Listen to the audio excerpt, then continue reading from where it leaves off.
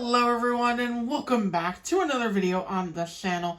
And in today's video, we'll be taking a look at Thomasville Racer Caleb Worley, who was part of 2021 KC, along with Will Russ, Zadie McPillar, and Jeff Corvette, all of whom I've reviewed on the channel before. You can check them out using links in the description down below.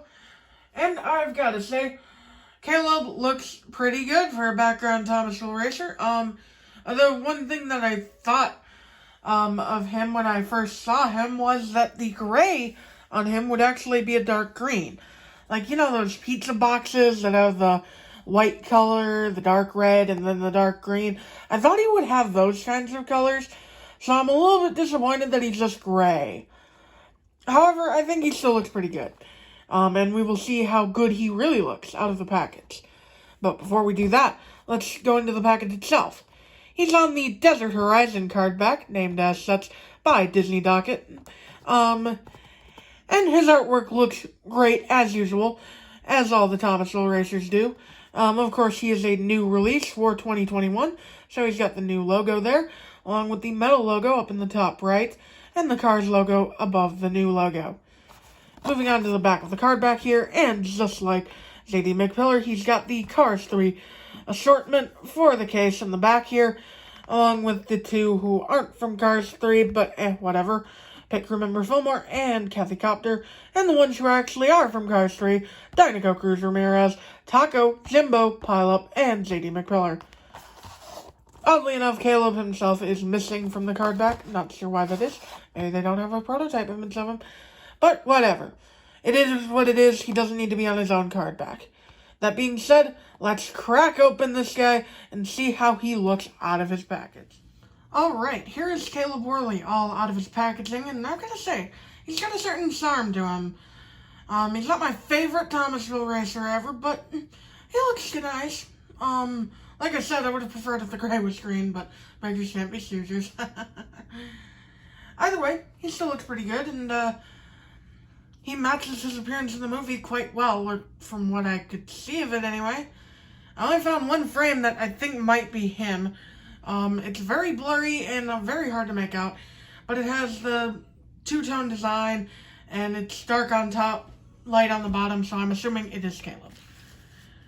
But other than that, the diecast itself is pretty nice looking. Of course, his primary color is gray with a cream off-white color and some dark red accents. And this guy is the first redeco Thomasville Racer I believe we've gotten, being a redeco of just released in the last few cases, Floyd Morgan, who I do not have.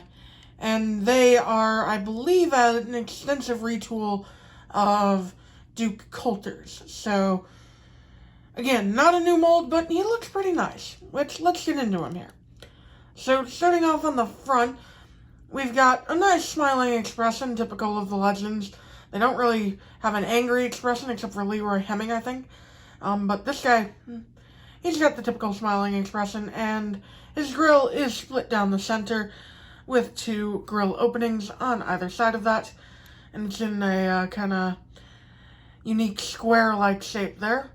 His headlights are X'd out with black duct tape, I presume. Presumably a pity applied that to him. Because as we all know, race cars do not need headlights. Because the track is always lit. Aside from the headlights, he's got this bumper bar down here, to prevent damage to his front end. And he's also got two straps going across his hood to keep it down, because this was the 50s and there were no hood pins. Or if there were, they weren't widely used. Moving on to the hood, and he's got a gray hood with a silver stripe going down the middle that matches his little split in the eyes there. So nice attention to detail. And moving on to the roof, he's got the number 3 in a red circle, which is in white itself, with a gray outline, and some nice white stripes next to it to signify that he's going at high speeds. I like that. Moving on to the side, and he's got one side view mirror on the left side. He does not have it on his right side, which makes sense, because, you know, race cars are always turning left. They don't need to really look at the right. And And starting off on the front here, he's got some nice gray trim to his rims, which looks really nice instead of them being all just black. And behind the wheels, he's got a bunch of vent openings here that lets air out of the engine so that he doesn't overheat during a race. He's got a decal for King Bowling Alley, which makes you wonder, how do cars bowl? But we're not going to get into that. He's got the revolting logo down here, which, again, is pretty blurry. Thailand doesn't really do a good job with this logo specifically. They never really have, so that kind of stinks, but it is what it is.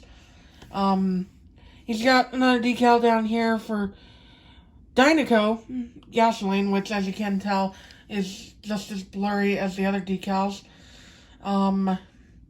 Yeah, they don't do a good job with these 50s contingency decals, I'm just gonna say it. But they do a good job with his name here, Caleb Worley. That is pretty easily readable, and the number, of course, is also pretty nice looking. And over here, this all looks pretty good too. And starting off, he is from Winston-Salem, North Carolina, which I presume that would mean his home track was Bowman Gray Stadium, which is interesting. And then he's got All Good Auto Parts below that, with the slogan, all parts, all good. And that's pretty easily legible compared to these two decals over here. So I like that. Moving on to the rear, and he's got the number 3 again, in the same style as it was on the roof and the sides, with a bunch of, actually, kind of pins holding the rear cover in place here, so I guess they just didn't like putting pins on their hoods yet, and preferred to just bolt on the back here. And he's got a license plate, which reads C06-34N, I believe that says. And, another thing, which is, I can't read it personally. Let me know if you know what it says down in the comments, but my eyesight's pretty bad, so I cannot personally read that. So now that that's done, getting into some comparisons here he is with Duke Coulters, like I said, who I think, actually, no, they are, different molds. I'd say they're definitely different molds. Not a remold in the slightest. They just look very similar in terms of body shape, and especially the rear here, but there are some slight differences everywhere and some major differences elsewhere that you can tell that they're not actually remolds. And just for shots and goggles here's Eli Turnpike, because I like Eli Turnpike. He looks pretty nice, and he's one of the more decaled up Thomasville Racers, so he matches well with Caleb here, who has a fair amount of decals too. And yeah, that will about do it for this review, guys. I hope you enjoyed. Leave a like and a comment down below if you did, and I will see you all in the next video. Bye!